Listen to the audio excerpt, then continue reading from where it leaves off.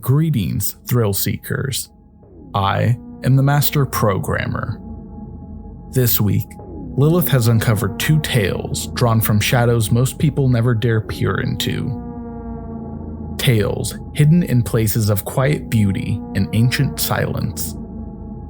Both stories take place in spaces meant to be peaceful, one deep in the wilderness, the other wrapped in marble and silence. But something lives in both, and it does not rest. So, if you're looking for a fright, something scary to watch at night, stay with us as we share 2 chilling encounters Lilith has unearthed. First in The Girl Who Wasn't on the Trip. A group of friends hike into the Colorado wilderness. They come back missing a person and carrying something else they never packed. A presence captured in their photos. Then, in Chimes at 2:17, a night security guard takes a post inside the Chapel of Chimes, a sacred place known for its beauty by day, but at night it becomes something else entirely. Something that calls you by name and wears a face made of stone.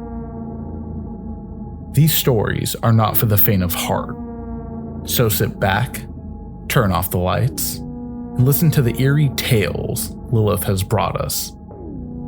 And if you enjoy our content, please subscribe to our channel for more spine-tingling stories and forbidden discoveries. Welcome to another journey into the unknown, brought to you by the Dark Files.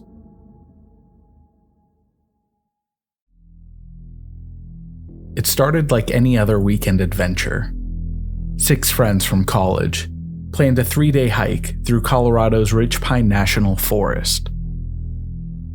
Not exactly off limits, but far enough out that most people stuck to the better-known trails.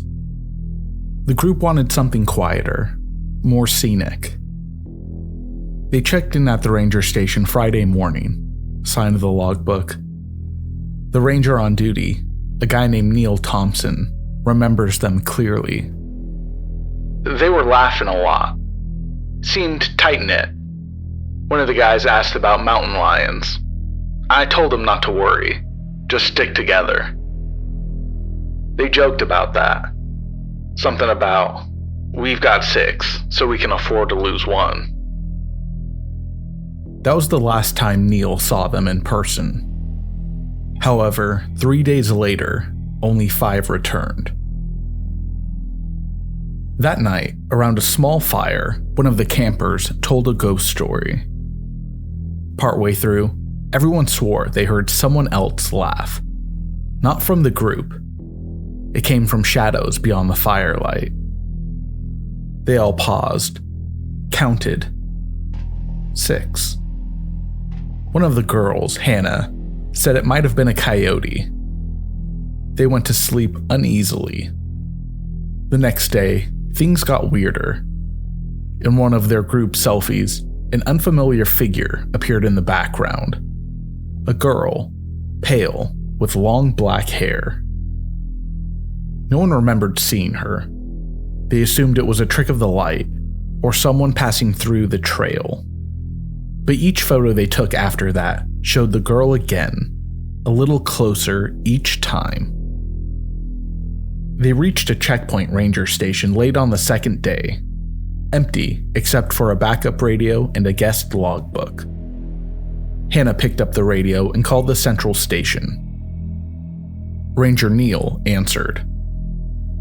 Hey, are we the only group out here? She asked. Neil paused. As far as I know, only 6 of you signed in. Why? Hannah hesitated, then asked. Have you ever seen anyone just out here who maybe didn't sign in with the logbook? There was another long pause. Then Neil said something that stuck with her. Every once in a while, a hiker comes back with more photos than they took. The signal crackled, then cut off. That night, Jamie left to gather kindling before sunset. She didn't come back. They called her name over and over. Eventually, they found her backpack propped neatly against a tree stump. Her boots were sitting side by side, filled with sand. No footprints around them. They panicked, packed up before sunrise, and hiked back. But when they returned to the station, Neil wasn't there. A younger man, someone none of them recognized, said Neil hadn't worked in months. But later, one of the friends got curious. She searched online for Neil Thompson. No results. The only reference she could find was an archived Reddit thread, deleted except for the title. Don't go to Ridge Pine. She blends in. She laughs when you do. Back home, they went through the trip photos again. The same pale girl was in every shot. Every time she was closer. Always just outside the circle.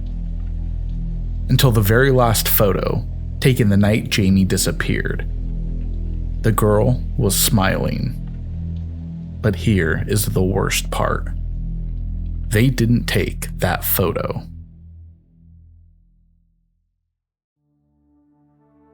Marcus was used to the night shift. Quiet shifts. Easy money. He took a new post at a place he'd never heard of, the Chapel of Chimes. The company didn't give much detail, just said, one overnight guard needed. No guests allowed after 10 p.m. Do not enter the inner halls between 2 and 3 a.m. under any circumstances. He thought it was a joke. He was wrong. The mausoleum was vast, cathedral-like. Walls of ash-colored marble, crypts lining every corridor. Wind chimes on the outside hallways. It was always peaceful, but heavy, like the building was holding its breath. The cameras were all working fine, except for one, always the same one. It flickered out around 2:14 a.m. every night. Section B3, deep in the center. He marked it down and ignored it.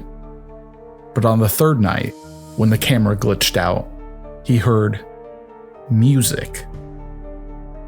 A distant organ chord, soft and cold, played from somewhere inside. He walked the halls. Nothing. Then he heard whispering, a voice. He walks the path without salt. He does not know the name. Marcus stood frozen. The air turned cold. The air moved. He reported it the next morning. The security company told him to keep routine and avoid superstition. He didn't mention the woman he saw that night. Pale and veiled, slipping down a corridor too fast to follow.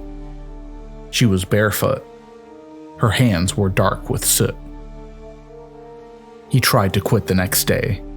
They offered him double pay. He went back. That night, he brought salt, poured it across the threshold of Section B3, then walked away. At exactly 2:17 a.m., the door opened on its own. Not loudly, just opened. The salt line was gone, and in its place, a trail of black ash leading into the darkness. Marcus followed. He shouldn't have. The air inside B3 was wrong. Heavy, wet with incense that hadn't burned in decades. Candles flickered along the crypt walls, unlit hours before. Then he saw the circle, drawn in rust-colored powder, with symbols that pulsed. In the center stood the veiled woman. She turned slowly, and where her face should have been, there was only marble, a statue's face. "You walked the path," she said, though her mouth didn't move. "You saw, but you did not speak the name." Marcus ran, but every hallway brought him back to that room, again and again. He finally collapsed by the front entrance at sunrise. He never worked there again. No one believed him, but a year later, another guard went missing. And now, in that back corridor, past the faded funeral hall in the middle of the mausoleum, someone occasionally hears footsteps, always at 2:17 a.m.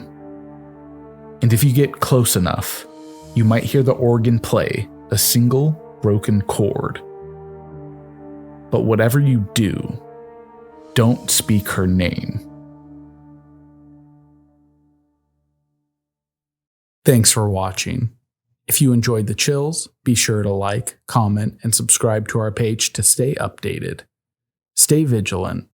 The unknown is always closer than you think.